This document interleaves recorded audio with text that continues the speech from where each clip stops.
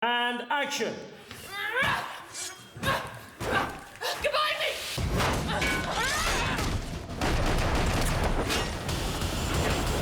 When I arrive, what should be a 10-minute get in, get out kind of mission, all of a sudden turns into this really incredible 2.5-hour chase scene, which all great Terminator films are.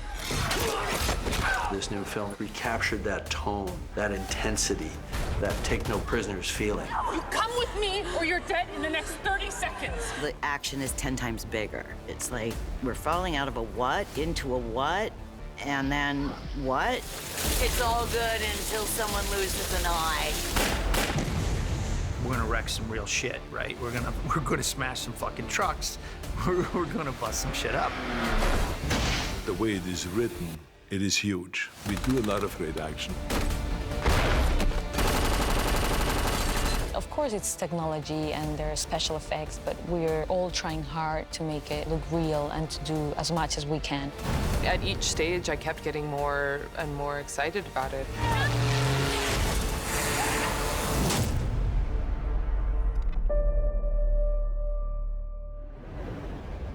August 29th, 1997 was supposed to be Judgment Day. My son and I stopped that.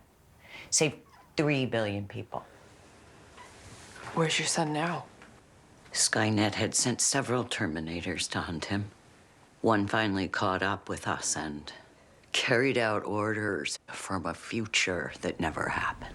Pretty much everybody in the writer's room thought that the idea of John Connor had been explored quite thoroughly, which is an opportunity because for me, it was always about Sarah. You know, John was just a kid with some potential, but I was more interested in the mother fighting for her child than I was in what the potential of the child could be. But in order to make way for this new future, you kind of have to be done with John. So what's the most dramatic and powerful way you can do that? It led inevitably to us clearing the board in that first scene, and it's pretty traumatic, and I think it really slaps the audience in the face and says, wake up, there's something new about to happen.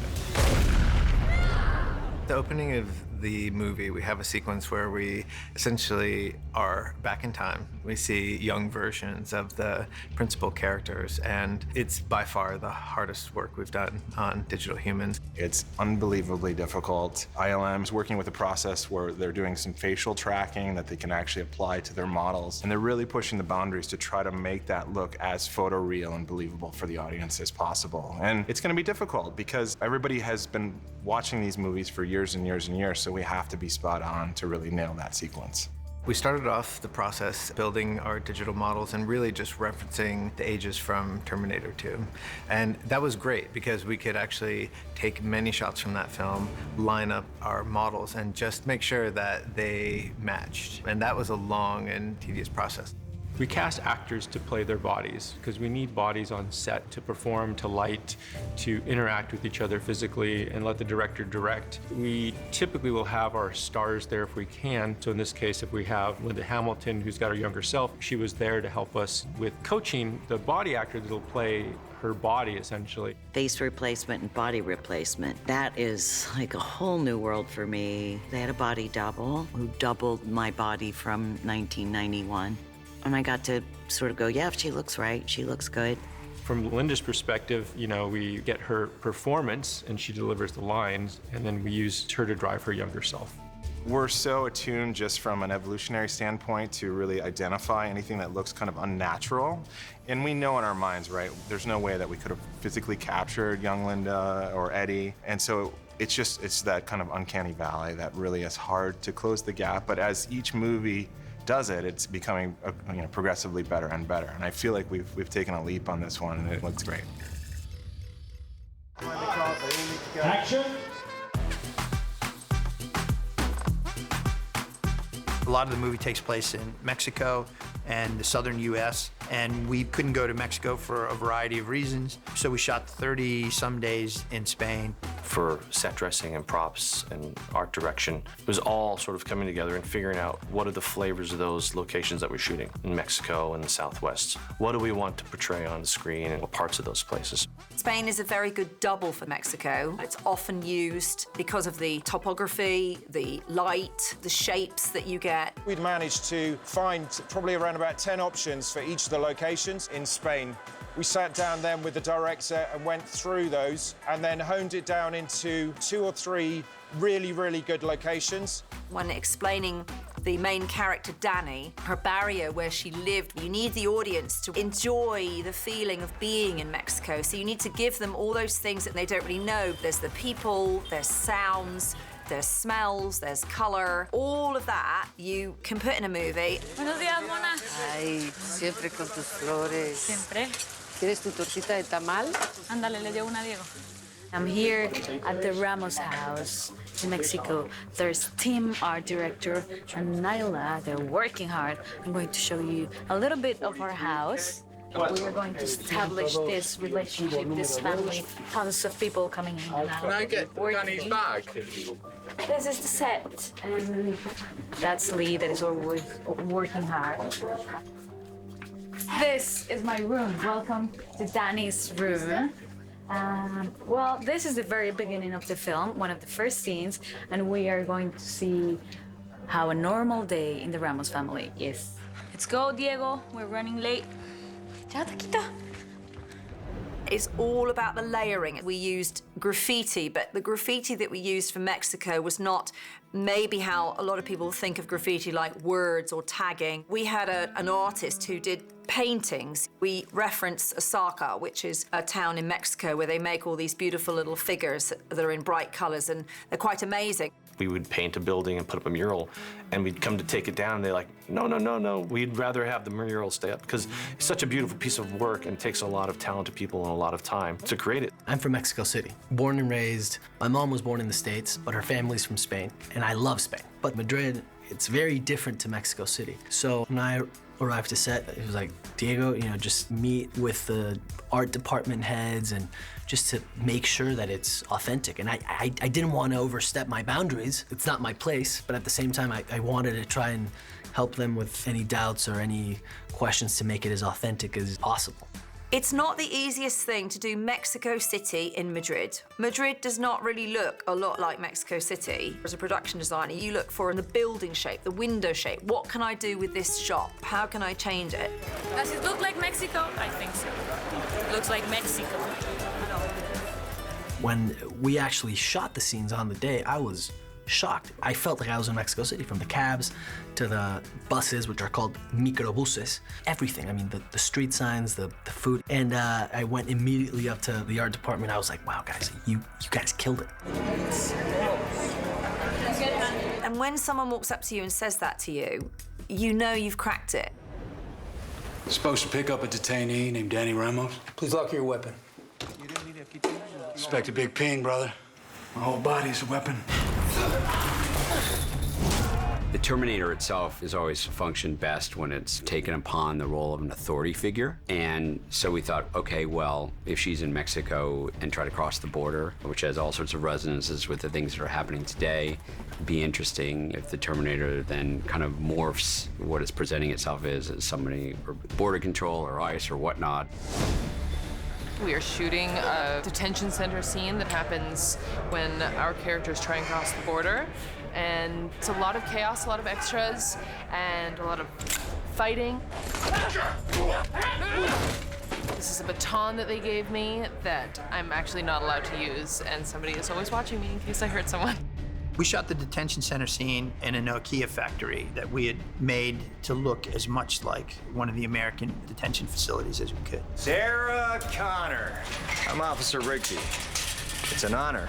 We're right now filming in a warehouse which is doubling as a detention center on the border of Texas and Mexico. I'm a border control officer who takes Sarah Connor away and interrogates her. What do you sound like in the movie?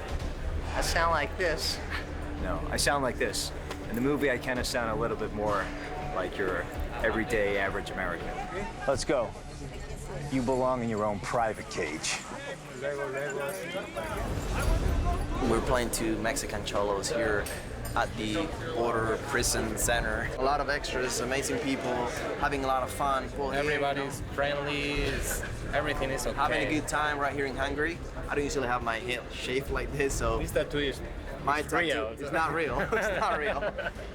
Yesterday when we came here, it was so shocking and it was so moving that Tim Miller, our director, was crying, but he was just asking everyone to forgive him for all this, you know, like suffering we're like recreating here. I got on the PA system and apologized because it was hard being there. Likewise, I believe these people, the Border Patrol, are doing their job. It doesn't vilify anybody. It just shines a light on a situation that is unfortunate for all concerned. So it was very emotionally powerful. All the actors felt it when we were there. It's quite emotional coming in because there are hundreds of people in these cages and you think, this really happens. So I made a real point of just talking to people so that we were all in it together. The great thing about working on projects like this, they do such an amazing job, and to dress in the set and dress in the people, and you kind of feel like you're, you know, where you're meant to be. It's also very poignant and thought-provoking filming somewhere like this right now as well, because this is happening. It's rehearsal, I'm sorry. Bye. 2 days ago, my commander had them tattoo these coordinates on me. Whoever sent you these texts is the same person I was told to go to for help. What does it mean? It means we're going to Texas.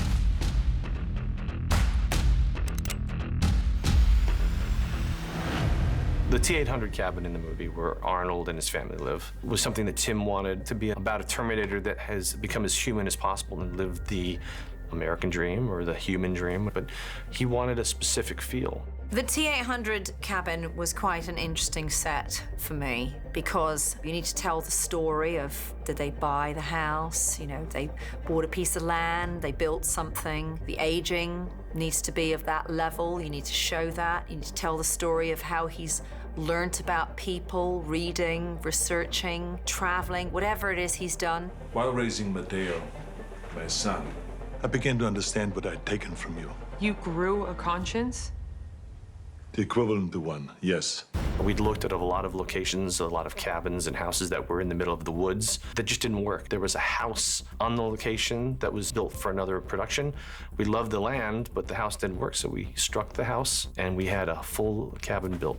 It didn't want to look too old-fashioned. We sort of had the brief that it was probably 12 to 15 years old, but it had a slight modern edge to it. And outside we created a sort of bunker and shooting range, so we still have the whole armory references, which go back to the other Terminator films as well. You just keep this around?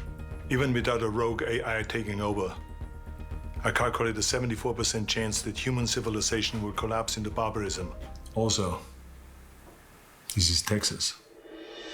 We are currently in the house which is being used for the T-800 cabin in the woods. There was a lot of thought that went into the colouring, keeping it warm to sort of emulate him being part of family. And that's why you can see a lot of wood. We went for real oak. It was all to give it that realism. We wanted it to be a bit Navajo, to have that sort of look of that, and the colouring was very important to get the colours right, and all these paint finishes, and Do you think it would be good and this gentleman here. Do you think it would be good to move the chair a little forward? Yeah, I was just wondering if you wanted to do that. I love it. You did a great job. Tell me what happens when this all falls apart. There's no warning. Day one, everything just stops. By day 3, the whole world was at war.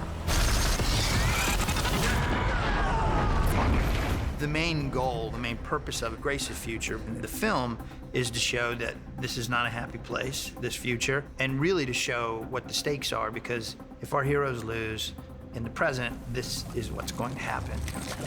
This is 25 years in the future we're going to. Tim and I talked about how far you could go with that. Science in this future is not slick and well-designed like Apple. It's more of a, we're gonna do whatever we can to fight. Obviously, with past Terminator movies, very iconic in terms of the battlefields of the future. This has a very different look about it. So the VFX were handled at Blur, and they went out and did some really cool things where they took drones out and they filmed this really big canyon and got a bunch of photography, essentially, and are using photogrammetry to create a real environment. So it looks super photoreal. It's a really amazing sequence that looks a little bit different than what we've seen in the past. It was a nice tease of our future soldiers and this amazing vehicle called the Dragonfly, which was a modern version of a troop carrier. We are 5 clicks out, carrying wounded precious cargo. Over. We're inside what I've been told is called the Dragonfly, and it's a helicopter from the future, and it's hard to say what it's gonna look like, because it's all blue screen right now, but God, I can't wait to see it. With the Dragonfly, Tim made his decision that the way that it looked was going to be this quite sort of heavier, chunkier piece.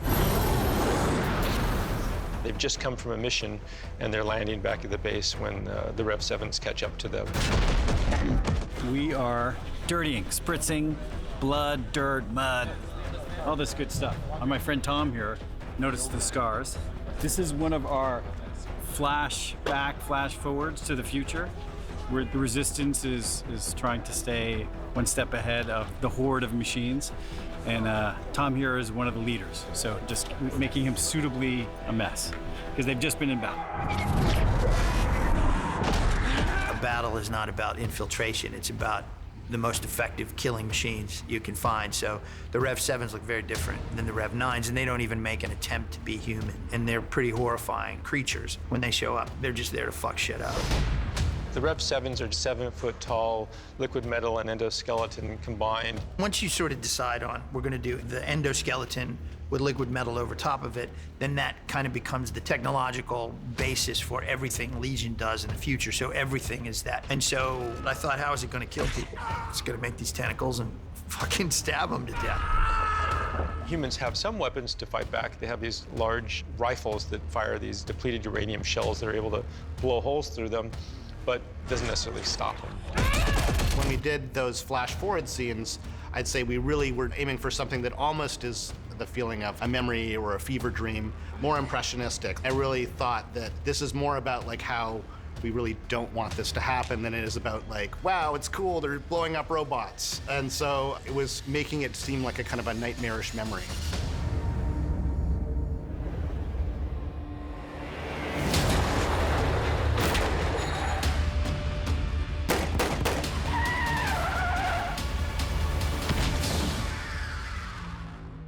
Because it's the Terminator series, when Tim came out and we jumped on the film together, he said, we have to do as much in camera as we can. Tim is very critical of making sure everything is real, the body positions are real, impacts are real, and it definitely makes a challenge. The roots of Terminator is in practical effects, and I didn't know as much about practical effects, so we brought in a lot of experts, like Graham Kelly, who was our action vehicles guy. He's done a lot of second unit. Phil Silvera, who was our second unit photographer and stunt coordinator. Phil's quite comfortable with big car action scenes, so I would write kind of what I want in general, and then these guys are gonna say, yeah, this is stupid, or that's been done before, or this is not possible, or here's how we make this cooler. Action! I'm really excited. We are here in the middle of the desert. It's really hot. I'm sweating, but I'm really excited because today we're having this really exciting scene with a car chase. You see like smoke. We have big explosions. The freeway location is a difficult place to film. We looked at around about 6 or 7 different freeways within Spain. There's so many different departments who are needed to be involved in that, including the stunts department and the rigs and special effects. They did an incredible job under really, really difficult circumstances, being out in the elements and shooting in heat. We're out in Murcia, which is a town in southern Spain, shooting our classic big rig Terminator chase. This is my baby. I haven't named her yet. I don't know, Big Bird maybe.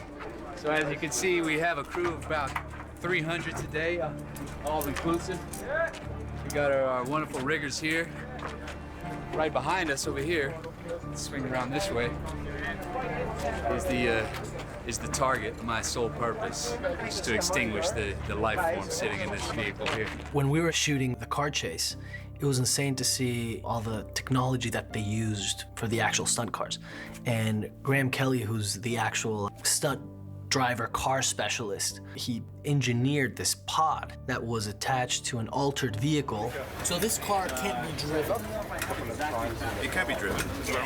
It can? As well, yeah. You can drive it from inside, and you can drive it from... And you can drive it from the back. In front of the camera, that's all. The pod is really a driving position that's in a cage that we can connect to the controls of the vehicle, and we can have it driving from any position on the truck or the F-150. It gives us more room for the camera around the actors, and they haven't got to drive. They're complete passengers in it, so they're able to act. We are shooting a driving sequence today that I thought I would be responsible for, but it turns out they built this custom sort of dune buggy attachment to put in front of the car and drive wildly while I do this with my arms, very believably.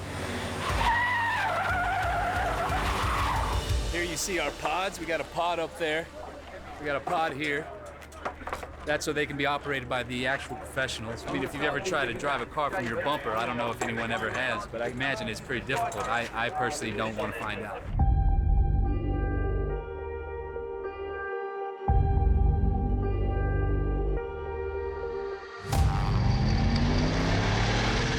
It takes some skill and some paying attention because you've got a lot of cameras and everything, and you really can't see what's behind you. And it's long, so you have to really plan ahead for turns and obstacles and things like that. For me, it's a pretty special thing because I was fortunate enough to be one of the 3 truck drivers on Terminator 2, which was probably the film that made my career, or at least began it and put me kind of as a known name. So it's really an honor to be here and to be chosen to drive the truck in this film. It's really a cool truck. It's an ex-European military truck, and it's a 6-wheeled beast. They've added some power to it, and we've got 6 of these things. So they all just run really better than anybody would expect them to. We're about to destroy this taco stand with a very large truck and hopefully make it a very small taco stand after the fact. The F-150 comes barreling round this corner, makes a hard right turn, loses the back a bit and gets past that. And our N10 truck is coming from the same direction. He's bearing down on her. Obviously, he's slower in the bend, but he doesn't care about that taco stand. So he's going to smash that to pieces, just going to demolish it. 3, 2, 1, action!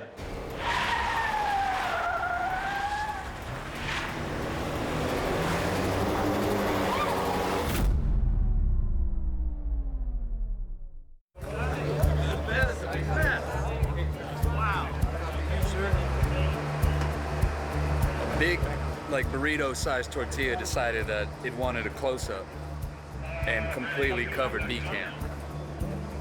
I want to know who hired that tortilla and I want him fired. It's probably Tim Miller. Nothing like taking real cars and banging them up in chases, and we had stuff flying everywhere. The stunt team and our car prep team did an awesome job. Of course, there's times when you can't put a real human in that car because they're far too dangerous, where we have to step in, or we've got cables pulling cars for safety reasons, and we'll have to paint that stuff out. So that's the bulk of the visual effects work, but the fundamentals, it's all rooted in camera.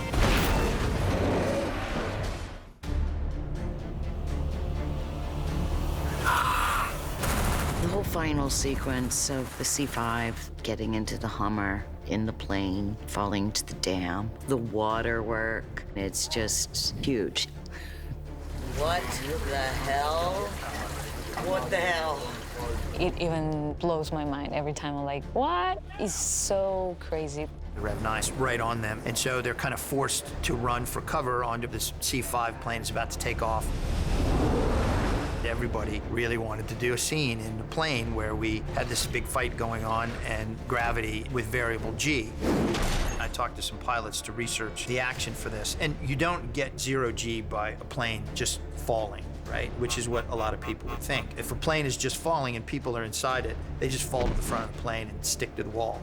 The way you get variable G is like the plane was essentially doing this. And in that little area where it's between up and down is where you get 0 G. So I talked to the pilots, and the way to do that is you have a plane that's coming apart, engines are being ripped off and wings, while at the same time the autopilot is on, and the autopilot always tries to get the nose up and level. There is a weightlessness and an auto-correction that happens, which is going to play out throughout the sequence, because those are the things that actually happen.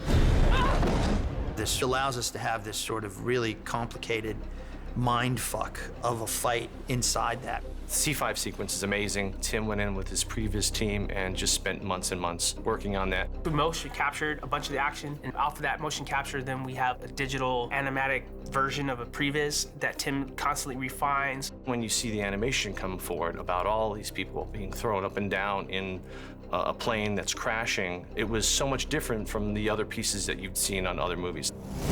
Trying to remember where gravity is not usually something you have to worry about as a filmmaker, and especially if you shoot out of order. It's like, okay, so the plane is rotating, which means gravity is going to be pushing them against this wall. We're also going down, which means gravity is going to be going down. And we're also about to shift direction. So it's a lot of stuff to kind of take into account where the orientation of that plane is. And it was by far the hardest thing to choreograph and figure out. So as you guys are coming to the bottom of the stairs, she starts this turn here, and it'll throw you sort of down and into that wall there. That'll put Dani here. That'll send Linda going this way. That'll send Arnold hanging for a beat there, and then as the plane rights itself, it's going to go up this way. If just one thing is off, if the hair is not in the right direction when someone's going up or someone's going down, the hair's going one way or doesn't look right.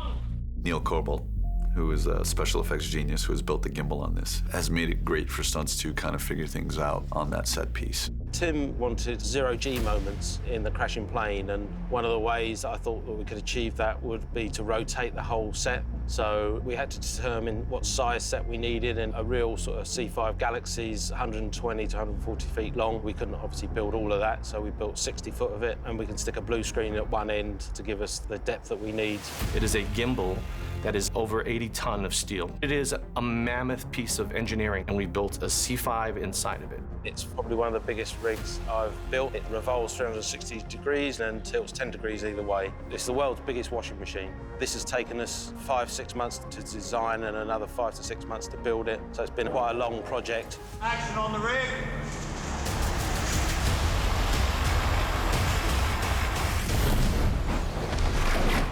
The C5 battle was one of our really challenging battle sequences, and there's just a huge mix of live action and digi-doubles and lots of effects mixed in. The Rev 9 is able to wrap up the T-800's arms while they're grappling, and the T-800 just pulls out of his flesh, and we see the mechanical arm underneath. There's a huge amount of VFX, and so the process is Julian and Tim will sit down and they'll cut the sequence, and then they'll come to me and they'll say, okay, well, these are the VFX that we need to enhance this and bring our vision out. So for instance, there's a huge tear on the side of a C5 plane from the collision, and so we have to add that hole in the side of the plane and extend it. And so there's a massive amount of work within that, but hopefully it goes unnoticed.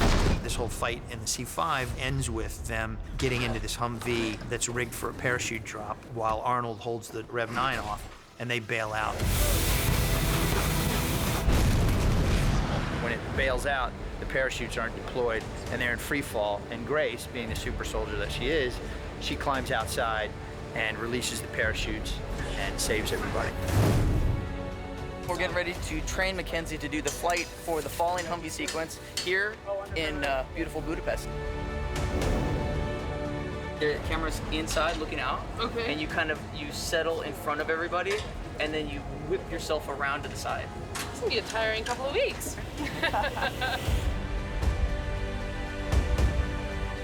We are shooting a scene on wires outside of a Humvee where I'm holding onto it as it plummets down to earth. It's very fun to swing about up there and a little painful. Linda Hamilton, Natalia, Reyes, they have just been pushed out of a C5 that was also plummeting down to earth. And now we're trying to open well, really me, I'm doing a lot of the legwork. Open the parachutes so that they can land safely on the edge of a dam. This is for our high-speed winch system, so I'm able to actually fly her with this remote. And it's kind of fun. It's nice to be able to go up and down easily, so no counterweights for us today. I'm really jealous. I would love to do that. You'll see it. It's so cool. Linda and I are going to be inside just moving like crazy. So this is a roller coaster today. Behind me is the set of the spillway, and we have huge waterfall effects and also spray effects as well. The other way we have it's the same scene, and we have a 6-axis motion base with a Humvee on, so at the moment it's in its horizontal position. When we get the actors in, we can raise it up 90 degrees, So it's vertical, and we can do all the close-up stuff on here with the actors, keeping them nice and safe. And on the other side, we can do the big stunts and wider shots to show the scale of what we're trying to do. Do you see this Humvee over here? You see all this shit? Just fucking insane. Look at this. This is the biggest thing that I've ever been a part of by a long shot. These cranes are giant. That sequence there, I'm personally very, very excited. I like all the sequences, but I really like that sequence. The minute that they hang you upside down, you feel nauseated. Linda's having so much fun. She loves water parks, so. I love sharing water. I do. Jump on in. Come in. So much fun. And you have this big underwater sequence where the Humvee is tumbling, being washed down the river, while this Terminator's coming after them to kill him. It's pretty fucking cool. For the underwater sequences, they did a lot of tank work where the actors were actually in an underwater environment. There's no way to replicate the authenticity of the actors actually doing it. And so we really appreciated that they were willing. So we got fantastic plates to start with, and then from there we're just kind of augmenting and creating this very turbulent river environment that's around them. The Humvee underwater sequence was shot on a huge blue screen stage, and then all of the exterior has been created in a digital environment to make it feel like they're under this huge body of water. We actually got to do 2 underwater sequences, both the Sarah and Dani underwater and then the Terminators underwater fighting each other. And those were really fun because Tim wanted to play it very murky and very dark, and yet these eyes punctuate out of the darkness, and it's very creepy, and I think it elicits everything that the original Terminator film did in terms of who these characters are. He's gonna swim up against the windows, and that's what he's gonna punch, and then we have big visual effects as the blades coming through. It's gonna be badass. You have too much CG effects. I think the audience nowadays, they can see it. It's great to combine visual effects and special effects together, and I think that the more you can mix it up and you keep the audience guessing, the better it is.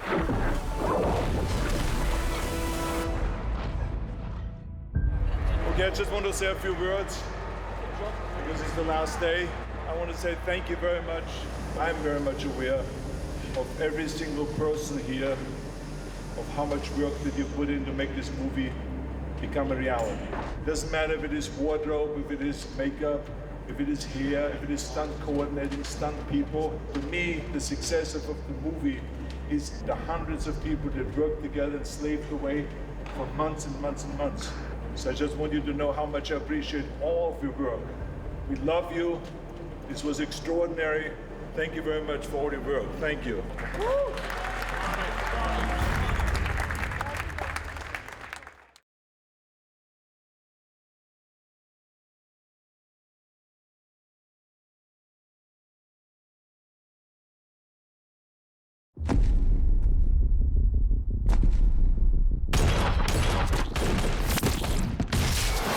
Last night, I was standing there looking at a monitor, and on one camera was Linda Hamilton, and on another camera was Arnold Schwarzenegger. And I thought, holy fuck, I'm making a Terminator movie. It was relevant back in the 80s and 90s when James Cameron created it, and now it's so relevant more than ever. Even back then, people were already starting to see automation, robotic. It's already going too far. It's fun to play the Terminator and to do all this action stuff. I love the franchise, and women power is mighty in this film. It was Sarah Connor in the 80s, and now we're 3 different and diverse women here. It's just very focused on the characters, and it's just a fast white-knuckle ride through a techno hell that comes to our present day. Oh, shit.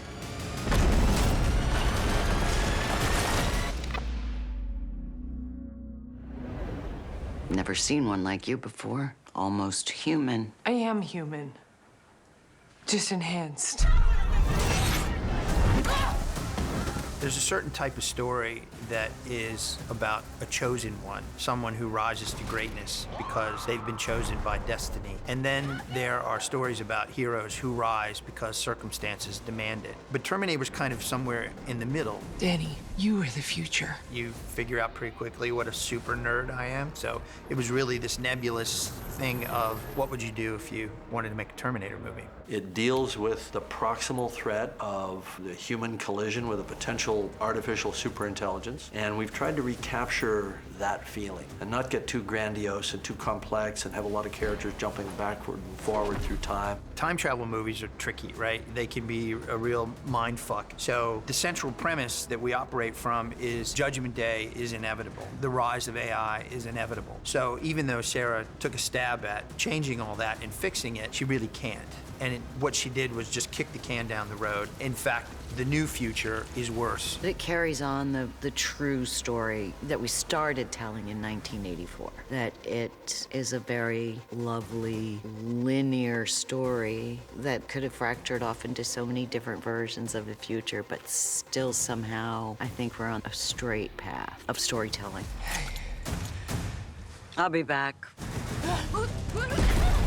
Tim's amazing and has such an infectious excitement about this world and these women and the story that he wanted to tell, and he really drew me in. I don't envy Tim's position. He's worked very hard. I love his enthusiasm. I love his love and appreciation for graphic novels, comic books, his ability as a visual effects artist. I get his head in position, you film it, and then we project his face onto a piece of geometry that we're slamming into a piece of CG ground. That is the world he comes from, to create this fantasy and to create this world. And we've seen that in Deadpool, and we will see it also in this movie. He feels very comfortable with moving from directing a stunt to directing you in a very intimate scene. Tim has this fresh, new vision that is adding to the new vision of James Cameron and the franchise, and so I think it's a perfect match. Just want you to know that when Dani's safe and this is all over, I am going to kill you. I understand.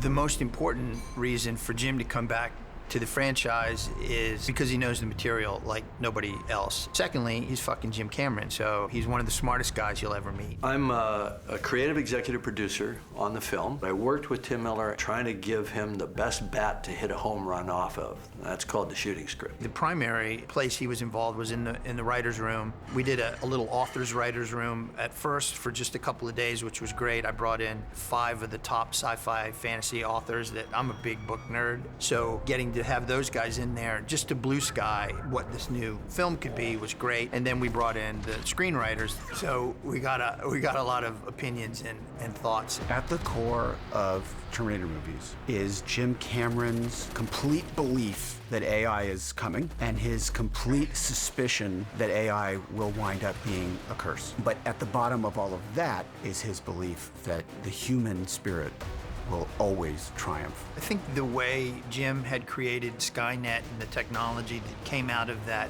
was we knew a lot less about what kind of shape AI would take. Our dependence on technology is so much more than it was back when the original films were created. So it's not just that the future attacks us by using our weapons against us, it's that the future attacks us by using our complacency against us. One of the reveals of the film is that the future isn't ruled by Skynet, it's ruled by a different artificial intelligence. The AI that's pursuing Dani sort of arose from a similar set of circumstances, but is a different AI. James Cameron is such a visionary. He's always there with that thing we don't see, and 5 years later we're like, oh, he was right. He's a visionary. Cameron does a lot of research before he writes these things, and Tim Miller, before he writes, he does a lot of research. And so they're very smart about what the future holds, and they study this stuff. There's a lot of good ideas and observations about the movie that come from that level of connection that Jim had. Jim is particularly good at those little details, those little things that make you feel the characters are real people going through extraordinary events. He's always there to say, this is thematically on point,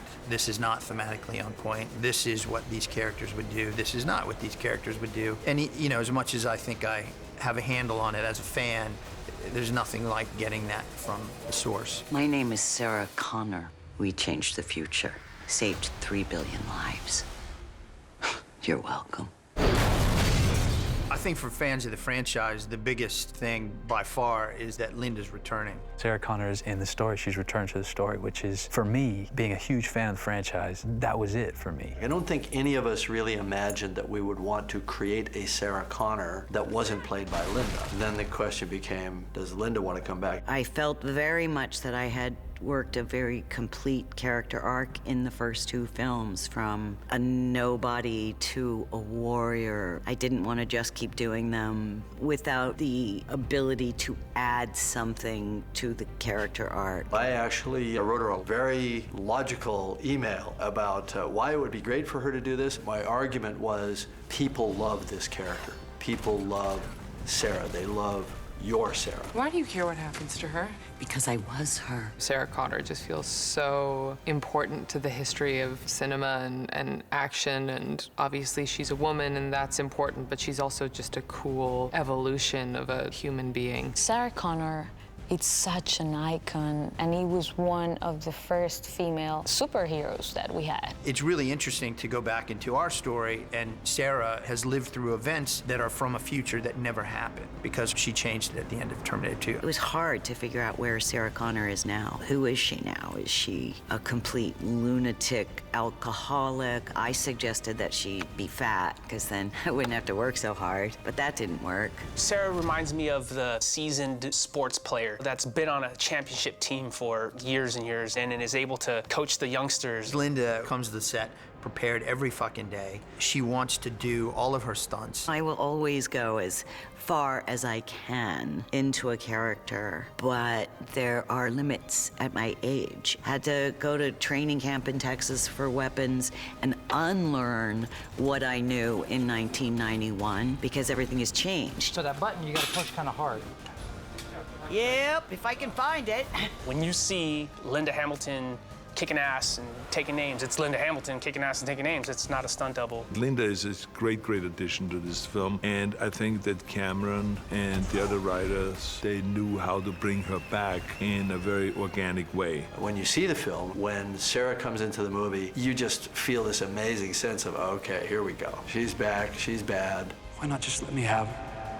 Because we're not machines, you metal motherfucker.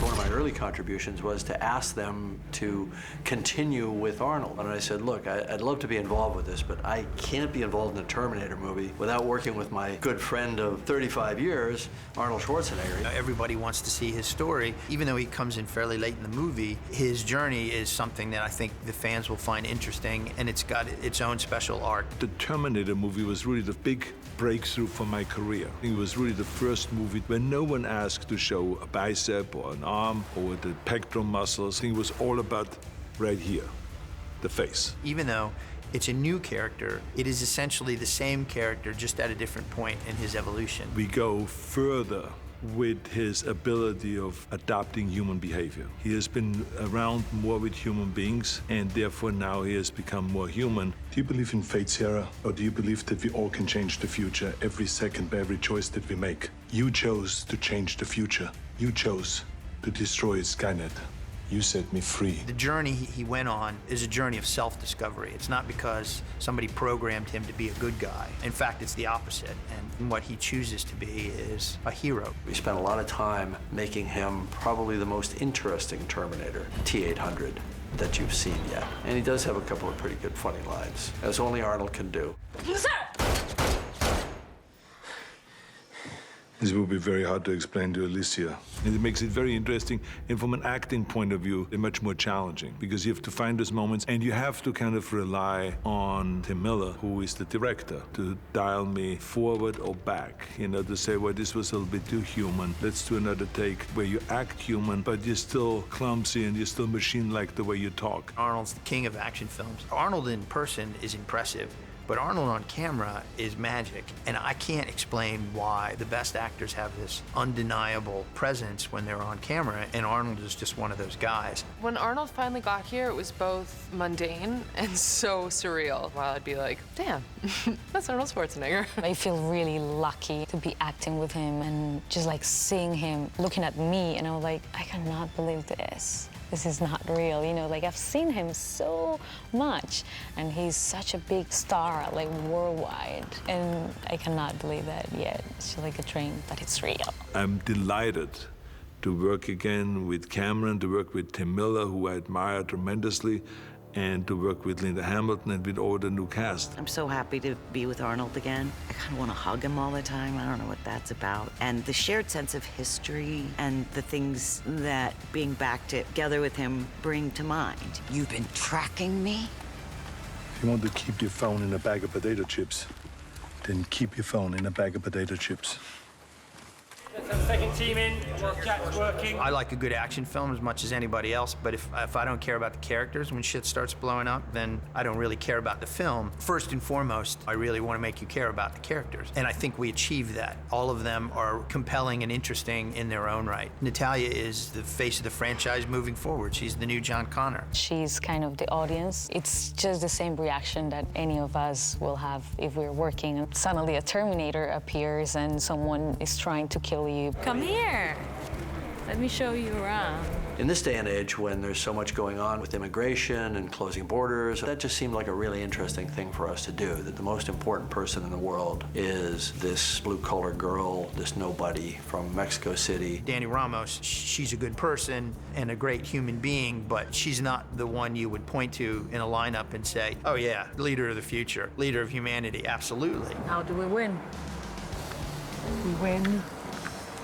We're keeping you alive. She doesn't have that air in the same way that Sarah Connor didn't have that. Natalia is our hope for the future for this franchise, and she's got it like 150%. She's the most fluid actress I have ever worked with, and I mean ever. She's just got the most amazing instincts. I love Natalia and Linda so much, but it's a very delicate balance having 3 people in a group. It's a hard balance to strike, and it's been so sort of seamless and loving and wonderful. I think we've been able to be really weak around each other and really strong around each other, and it's just been such a wonderful thing to go through this with them. We are all like strong, independent women that we're fighting, but I really like the fact that we're 3 women in the new Terminator. I'm not gonna live in fear the rest of my life, even if your plan means that might not be long.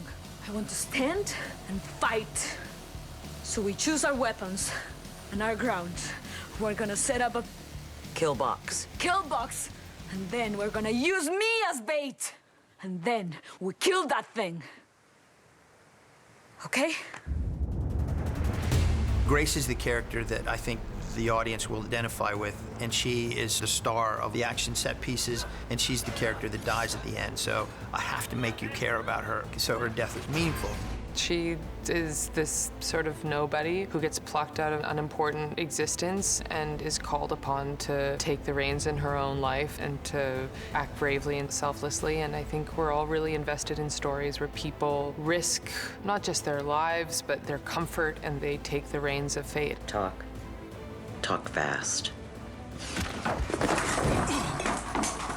You first. With Grace being this augmented super soldier from the future, it opened up a whole other world of opportunities for how these action scenes could be. Grace is built to fight Terminators, so super speed, stronger than normal, ability to take a lot of damage, enhanced senses, hearing, eyesight, things like that, but still with all that human heart and human drive. Is she good? Is she bad? She's definitely not entirely human. How human is she? She's a pretty interesting character. Mackenzie, she's a fantastic actor, and she's very emotional. She's got her career in indie films mostly, and she has a lot of humanity. You instantly like her, which is why I chose her, because I need the audience to identify. Mackenzie is supposed to be a super soldier from the future, so we had to put on a lot of muscle mass to make her look as badass as she does right now. Ever seen something like that?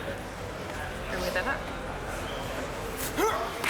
The training was important for the way that I carried myself. I think all of the aesthetics are really fun and it's what you point to, but more than anything, I wanted to carry myself the way a soldier or an athlete carried themselves, of which I am neither. I never carried myself that way. She has been eating 5 times a day, every 3 hours, just to make sure that she gets the protein, so we feed her muscles with proteins all the time. Mackenzie is going to get the attention for how she's transformed her body, and it's wonderful to see what she's done and the strength that she's discovered. It's been really intense, but it's been great. I think when you anticipate this, it's like a movie montage in your head where I'm like, listening to Eye of the Tiger and pumping weights and then boxing, and everyone's like, wow, she's great. But instead it was like really humiliating and humbling most of the time, and people being like, I don't know what we're gonna do. Take cover. I don't hear anything. Yeah, well, you're not an augmented super soldier from the future, are you? We spent a lot of time on our new nemesis from the future, but he's pretty damn spectacular. He's played by Gabriel Luna, and character name is Rev 9. It's just this evolved hybrid of the T-800 and the T-1000. Matte black alloy endoskeleton with a mercurius liquid exoskeleton that can operate remotely from the central CPU. It's fun, man. Well, here we are. Let's finish this scene. This new Terminator had to be more human than human, to steal a phrase from Blade Runner, because it could be. So if it's easier to talk his way through a situation, he'll do that. He can be very charming, he can be very persuasive, he can be very human. Sorry. Metal hip. 2 tours in Afghanistan. All right. Thank you for your service. So I wanted someone who could be charming one moment and then the eyes go dead and he's a killer. And Gabriel Luna was that guy. Terminator 2 I saw when I was 10 years old. Mother took me there. That was my childhood. And as a huge fan of Arnold's, and I'm still a bit at a loss for words. Give me the girl. No. You can't stop me. He couldn't tell me how he does it, but it's pretty interesting to see that the mask drop or the mask go up, depending on how you look at it, because Gabe's a pretty nice guy. And he becomes this stone-cold killer that you believe is there for one purpose, and one purpose alone is to kill this young woman. So it's cool. All Tim really wanted to know is, like, are you fast? I was like, yeah, I'm fast. But there's so much you can do if you really focus on the geometry of your body and the shapes you're making. And so that became really, really important to me, was just to develop that physical vocabulary. They wanted me to sprint, you know, just full on, full tilt, come get this helicopter. But I thought maybe, you know, it's just an idea. What if I just power walk it? Gabriel is doing an incredible job playing Gabriel, the Rev 9. And just the way his physicality and his mannerisms have changed for Gabriel are really, really beautiful to watch. He's like a dancer. They're really great. So whenever I get a chance to fight him and perform against him, he's made himself so precise. It really does feel like you're fighting an advanced machine. And I am just a lowly super soldier. Knowing that you're going to face off with Arnold Schwarzenegger at some point really, really lights a fire under your tail, just to make sure that once you come to that face-off, that you can stand there eye to eye, and people in the audience will believe that you're a threat to the great Arnold Schwarzenegger. What makes this a direct sequel to T1 and T2 is as much about the tone as it is about the narrative. Every character is important for a different reason, and every character needs to be the most important character at different times. You want to cross the U.S. border with an undocumented Mexican national and a woman who had her own episode on America's Most Wanted. You have a story that people understand and characters that they care about, and then some blistering action all around that. The fact that Arnold's coming back again to play his character and Linda to finish the story of Sarah Connor is the best of all possible worlds. If it had just been a continuation of the Terminator movies, I wouldn't be here. It's the fact that we get to finish this story, the stories of these characters, is what makes it so unique. A Terminator has just killed your whole family. What do you do?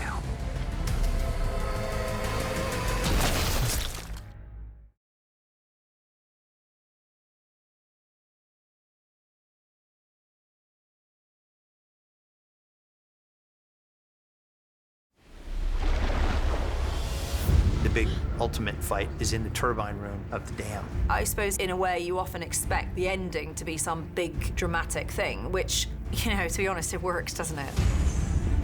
That is one hell of a climax for the T-800, the Rev 9, Grace, Sarah Connor, and Dani, just to kind of end this film and maybe begin something new. Should be easy enough. When you do the stunts and you do all this action stuff, you never really know what it's going to end up looking like.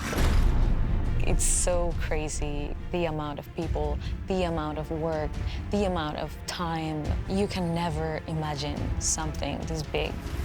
I've never done anything even close to this huge. T2 might have been this in its day, but all these years later, it's like, holy crap, it's huge.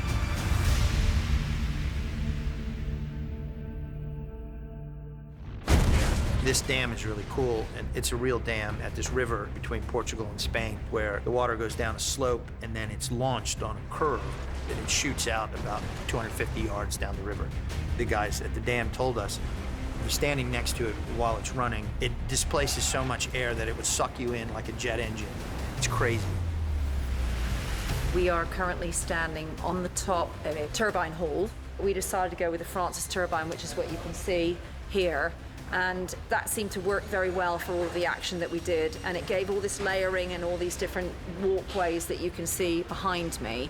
And it also assisted us in a lot of the storytelling. It's kind of Dani's big moment where she's like, okay, I'm done running. So it's a big heroic moment for Dani inside this big fight where I think it's really different. This is our kill box. This turbine hall that you're in at the moment is actually loosely based on about 5 different turbine halls, one of which I was very lucky enough to visit that was actually in Spain. The whole way that it's been designed, it just worked perfectly. It was really important to make as much as possible that we could literally cram inside a stage that was real.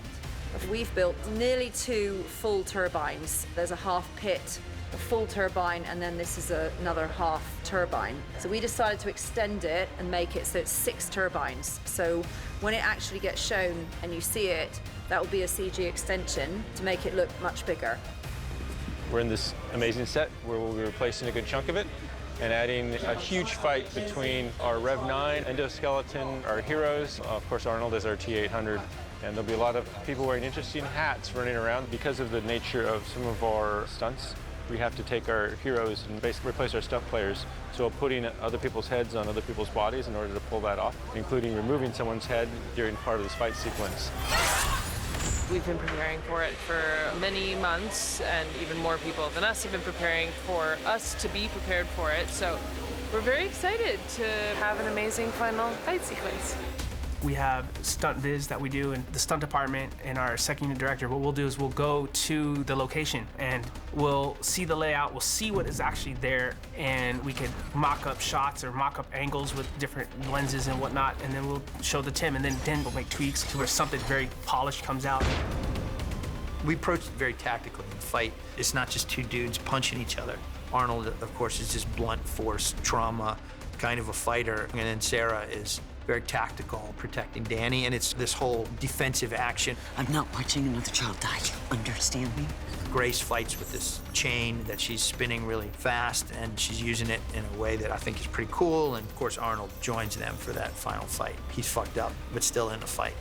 People really love watching him doing all this destructive stuff and being able to destroy anything. So numbers are against me, 4-on-1, well, 4-on-2, let's say. And they all about to get what's coming to them. Gabriel splits into the Rev 9 Endo and the Rev 9 Ecto human-looking facade. And we do that with Gabriel playing one of them and his stunt double playing the other. To the audience, the Rev 9 will look like our actor Gabriel, and eventually he'll split, and then his skeleton essentially leaves his body as if it was underneath him, and his liquid form separates. And then he'll be running around as this kind of skeletized version of him. I'm Micah Carnes. I'm the assistant fight coordinator, and right now I'm doing motion capture for the endoskeleton. There's a bunch of trackers on the suit, and then somewhere in post, VFX guys do their thing. And on the day, you'll see that it's an endoskeleton. It's not actually that hard because you don't have to imagine that much. You have 2 lines of sight, and then they'll just call cut when they reform, and then one of them goes away and Gabriel plays the rest. Go! In the turbine room fight, you see a moment where the Rev 9 is hit up against the column, and then right on top of him is the T-800 swinging a blunt object, and he just barely gets out of the way and hits the column, causing destruction to the column. So if you imagine machine-on-machine crime, bam, explosion, dust, concrete, debris, that'll definitely show some power. T-800 gets increasingly damaged, so we had some very complicated work in terms of taking Arnold and then augmenting him with the shredded arm and parts of his face revealed. You look terrible. At least I still have on my face. Arnold was up for it all, like he's giving us a great performance, and then we're just augmenting that.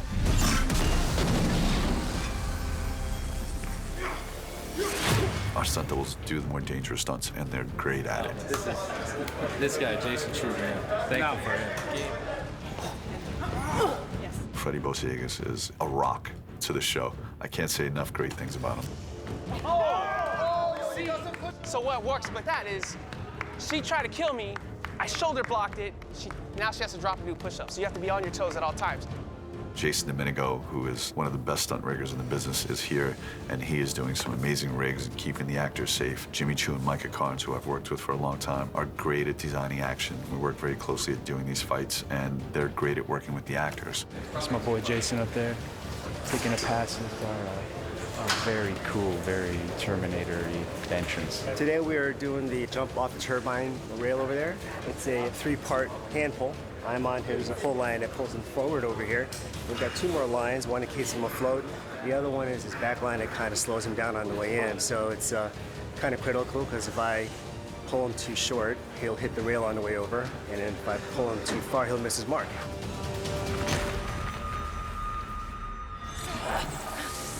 The scene where Grace is pulling on the chain is incredibly complicated just in terms of the damage to Gabriel. In order to create the effect, we actually just replaced the lower jaw, but we kept the eyes and nose and all the places where he was giving us this like really amazing performance. You need something that can kill a fucking Terminator. So in my mind, the only force powerful enough was some sort of electromagnetic field that could destroy at least the skin part of it. And then this seemingly indestructible endoskeleton would be the final leg of the battle, and that's what we have to use Grace for.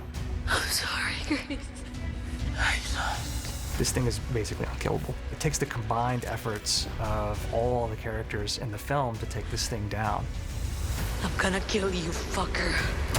It's just nonstop. It's like hit the floor and smash your face, then get up and then grab her and pull her up all day. I think the most exciting part of it is that all the action has a background and has a deep urgency within the story. The action is always about character. It has to be rational. It has to be believable.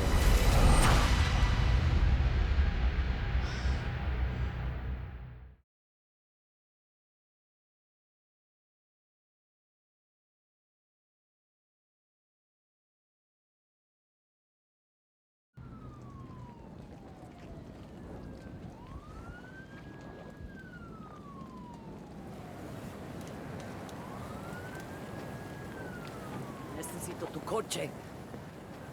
Ahora. ¿Quieres que te lo repita? Ok. Agárralo, pues.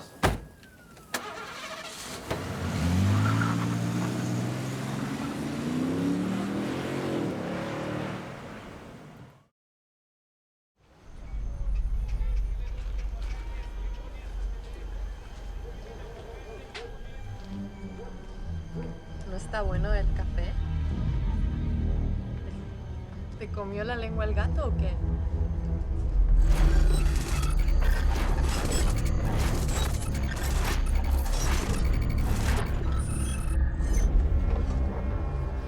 Muchas gracias. Aquí tiene. ¡Eh! ¡La cuenta, cabrón!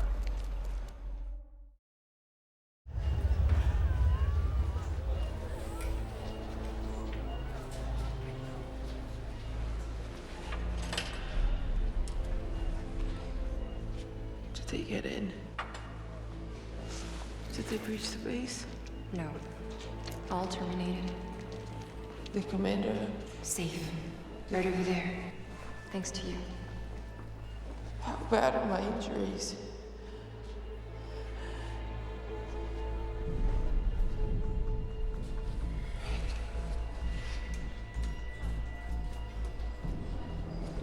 I would like to officially volunteer for the augmentation program. Grace, you know the risk of the procedure.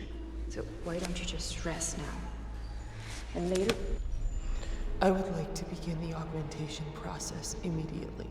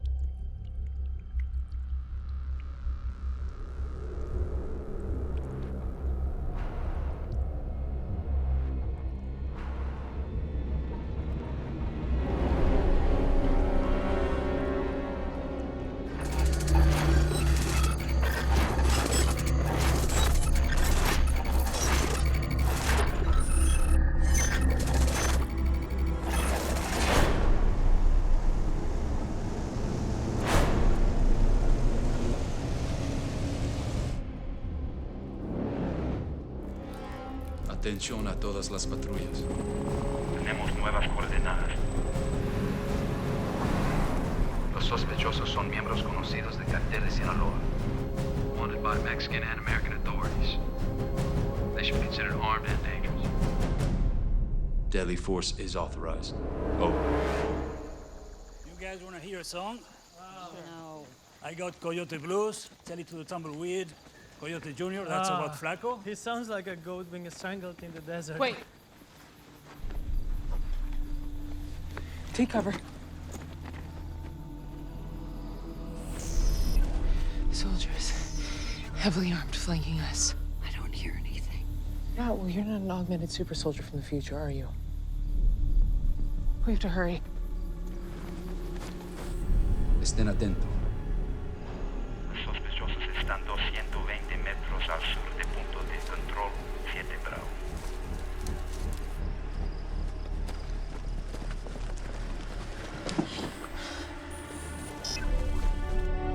Elimínelos ahora.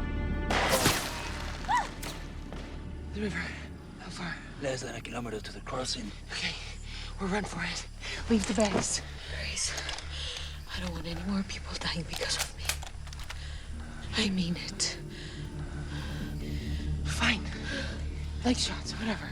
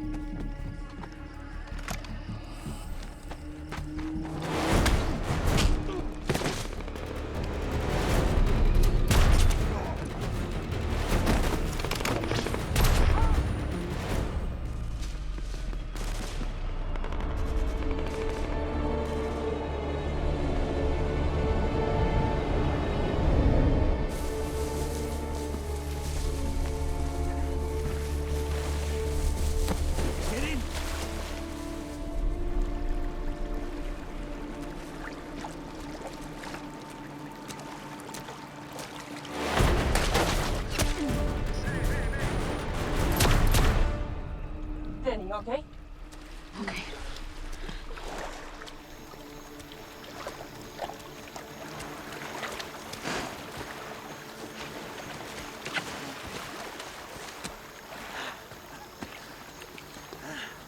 At the wall.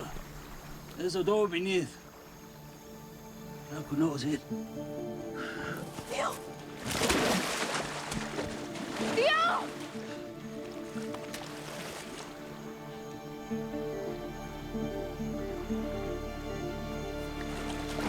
No! No! And if you don't want to join them, keep moving. You know what? I really hope the future doesn't do to me what it did to you. Me too. Come on. Be more later.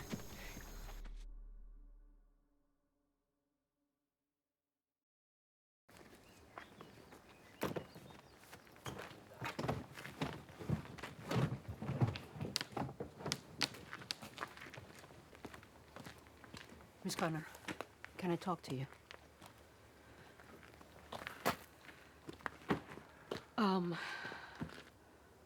Carl never told me about his past. And I just respected his privacy. I mean, I knew he was different, but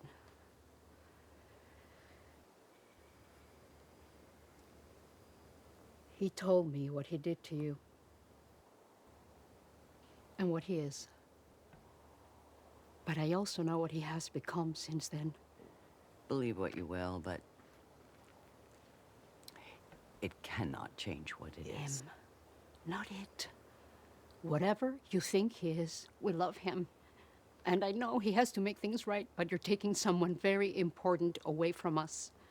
So please, bring him back.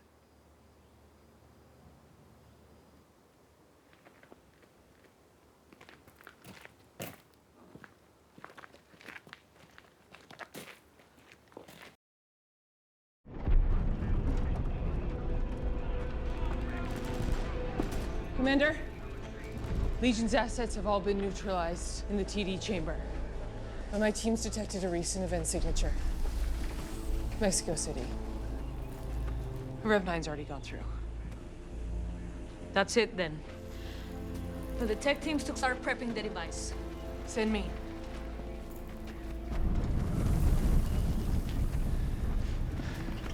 Listen. You did everything in your power to prevent this moment. But here we are. Here we are.